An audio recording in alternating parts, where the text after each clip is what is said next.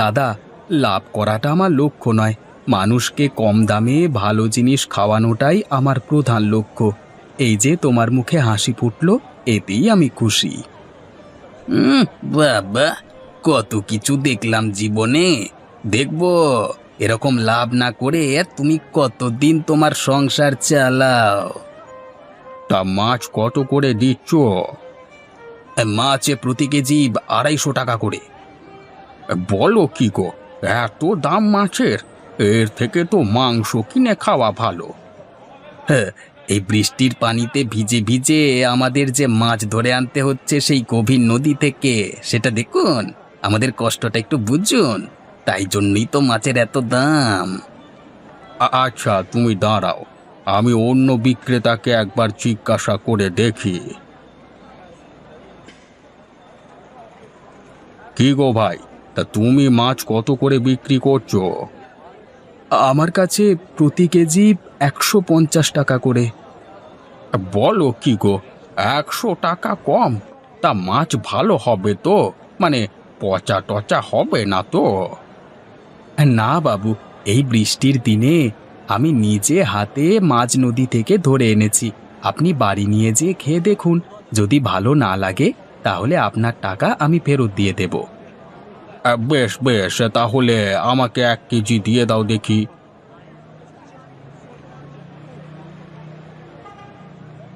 আচ্ছা গোপাল, তোকে আমি দেখে নেব। তুই নিজেকে বিরাট মহান ভাবিস, তাই না? আজকে রাতেই তোর একটা ব্যবস্থা আমি করব, দাঁড়া।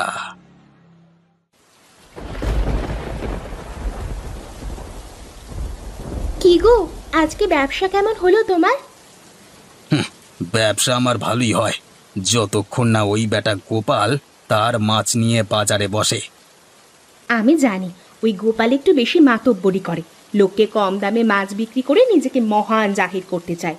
তুমি কিছু করতে পারো না ওকে? সেটাই চিন্তা করছি। ওকে হাতে না মেরে পাতে মারবার ব্যবস্থা করতে হবে, তবেই ওই বেটার জব্দ হবে। তোমার মাথায় কি কোনো পরিকল্পনা আছে? হ্যাঁ আছে।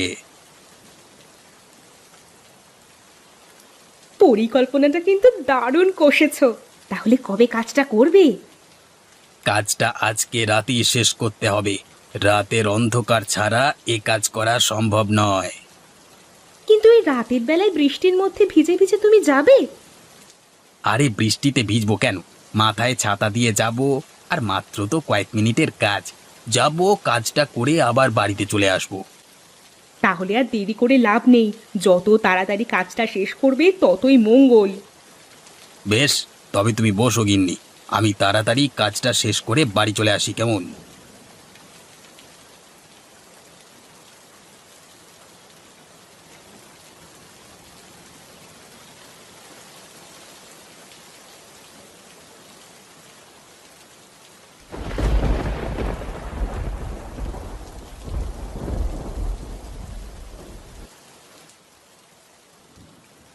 হায় হায় হায়, এ আমার কি সর্বনাশ হলো! আমার ডিঙি নৌকাটা কোথায় গেল? এখন আমি কি করে মাছ ধরতে যাব?